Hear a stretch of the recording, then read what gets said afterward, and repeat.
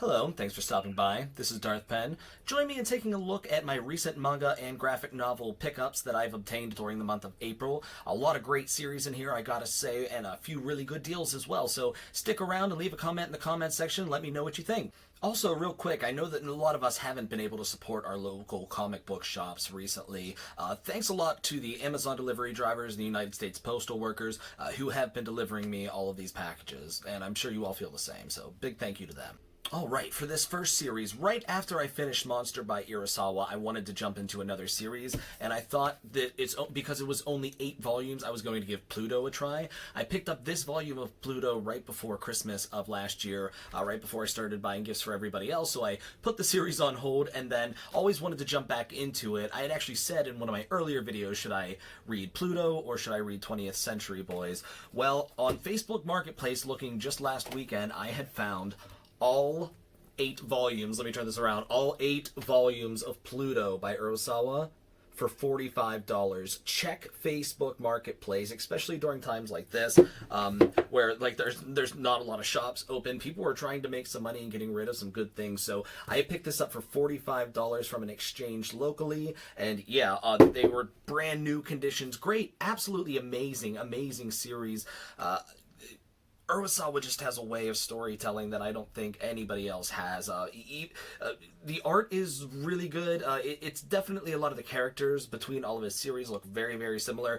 I almost think that they are the exact same models as certain characters or that he's used before, but regardless, there's no better storyteller in manga, in my opinion, other than Urasawa here. So this was Pluto. This was my first time reading it. I had no knowledge of Astro Boy going into this series, other than knowing that it was a Tezuka work, that it was, one of the first adaptations to ever receive an anime, so I wasn't completely ignorant, but as far as the story goes, I knew nothing about it. Didn't matter. I still loved this series completely. I'm sure that if you go into it knowing the series, it's a completely different experience, but absolutely loved Pluto. Absolutely loved it. So you're going to notice a few coincidences between the series that I've read, but I swear to you, I went into this not having any intention on that being the case. I had picked up Descender by Jeff Lemire. This is a completed series and absolutely wonderful science fiction series. Now, this is not a manga. This is a graphic novel by Image Comics. Don't let that deter you, though. If you're a manga reader only, you gotta check out some Jeff Lemire and some Brian K. Vaughan for sure. Descender is about a world or a civilization where robots and humans coexist, robots with very high artificial intelligence, and there's an event that happens where a ginormous robot machine appears out of nowhere, and when I say enormous, I'm talking like planet-sized robot appears, and actually has an attack on the society here. Take a look at the artwork. It's all watercolors, which is something that I've never really experienced in comics too much either. So even if you're not too much of a fan of the color in comics and you just like the black and white aesthetics, this is all watercolor and it's absolutely amazing. I'll see if I can show another page here without giving too many spoilers that you'll see. I know that I'm telling you the premise here, but Jeff Lemire, amazing writer, amazing artist. This isn't his art, but let me take a step back. He's an amazing writer. His art, honestly, I'm not a huge fan of after reading another series that I will show off here, but his writing is where it's at for sure. So definitely check out Descender by Jeff Lemire, an amazing story about a robot boy and just the journey to stop giant attacks. Really good, really beautiful covers. Look at these covers here. This is volume 2, 3. There's 6 total. This is 4, 5, and 6. Absolutely amazing series. Highly recommend it for anybody that is into science fiction, or if you've read Image Comics, you already know a lot of their just material is filled with a ton of great ideas. So Descender by Jeff Lemire. I'm not going to try to pronounce the yeah, I will. Dustin Nguyen and I shouldn't have tried after all. A lot of times when it comes to manga, when I'm into the artist, I will always check out the other projects or series that artist has done. When it comes to American comics or graphic novels, it's almost the opposite. When I find a writer that really hooks me, I tend to go out and seek other stories by the same author. Descender is what I just showed you all. I read that based off Flip Otaku's recommendation of a series called Gideon Falls, which is a horror series. So far, Jeff Lemire has done a horror series. He's done science fiction. The next series I picked up was Essex County. This is the one that I was telling you that the artwork that I wasn't super into, but I'll tell you what, the story was so cool, it doesn't really matter that the art really wasn't for me, because the story is good enough to keep me in with it. So what is this one about? The best way that I can say this is it's a short story collection that to the end all meshes up and all kind of collide into being the same story. Very similar to What a Wonderful World, I would say, but a completely different premise. I just noticed that I look like Wilson from Home Improvement when I do this. Anyway, yeah, Essex County by Jeff Lemire. This is a big old thick book. It's released by a publisher called Top Shelf. It's the first series that I own by them. This is a paperback, but pretty thick. I'll take a look and just open up to a random page so you can see the artwork. Any fans of manga with the black and white will appreciate this, because this is all black and white artwork that you will see here, but it is kind of like a grittier style of art. Not that it's bad by any means, it's just, like I said, it wasn't for me compared to the other Lemire books that I've read so far. But yeah, definitely a great read overall, Essex County. If you'd seen my last pickup video, you'll know that I'm currently reading Gantz by Dark Horse for the first time. This is the volume 5 or the 5th omnibus that's out. This is releasing volumes 13, 14, and 15.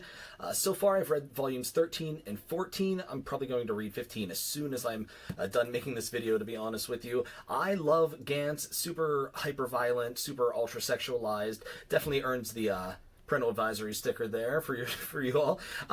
Honestly, we've reached the part of the story where there's vampires that are introduced. This volume had a ton of action, or the 2 volumes that I've read had a ton of action between like giant dinosaurs and explosions between humans and massive guns and crazy motorcycles. That's Gantz in a nutshell. It's just craziness all around. This is also the first part of the story that I've gotten to where I'm starting to like the main character a little bit. He's starting to finally make some good decisions that aren't completely selfish or immature, so I really am starting to pick up on the character a lot more, which is cool too. I'll tell you what though, this volume I realized how desensitized I really have become to manga violence.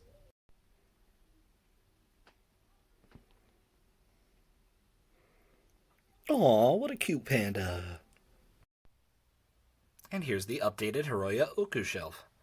Looks amazing with all these Gantz volumes. Inyoshiki, Gigant. Just when I thought I was desensitized to the violence in manga and comic books, I was instantly proven wrong by this book. This is The Complete Mouse by Art Spiegelman.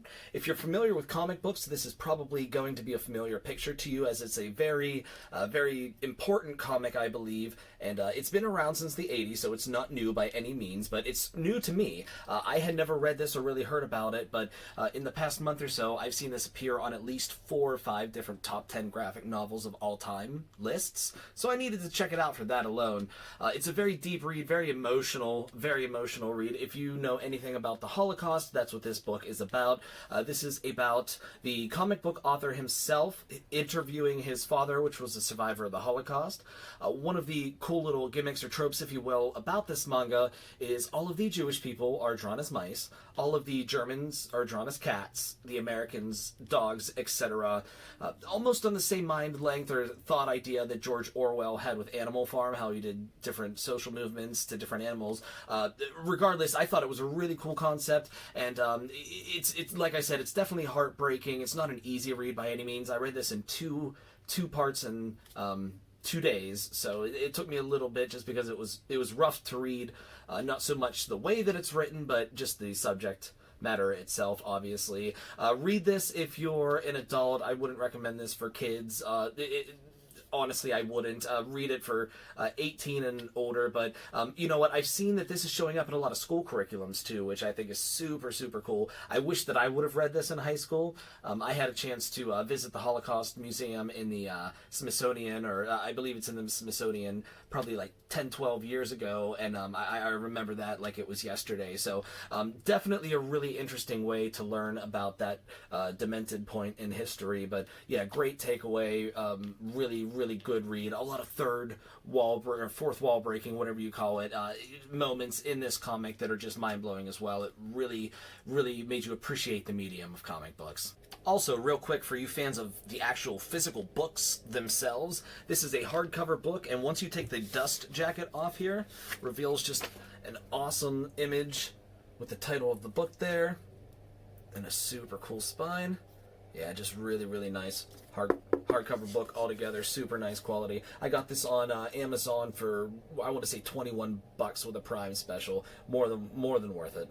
And that about wraps it up. It was definitely a decent-sized haul this month, and I have a few more things on the way already, if you can believe it, that should make for an interesting haul next month. So make sure you click the like button and subscribe, and leave a comment in the comments section. Let me know what you think of any of the series that I covered. Take care and have a great day.